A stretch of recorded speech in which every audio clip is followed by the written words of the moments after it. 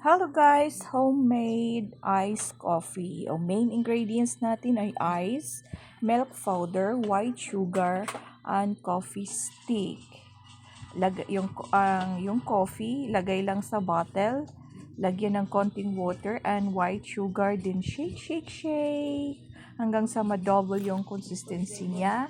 And then, kung mayroon kayong fresh milk, mas okay. Pero kung wala, pwedeng powder, tunawin, at lagyan ng sugar. Nakadepende po yan sa inyo kung anong katamis ang gusto ninyo. Then sa baso, lagyan ng ice. Then ilagay na yung milk na tinunaw.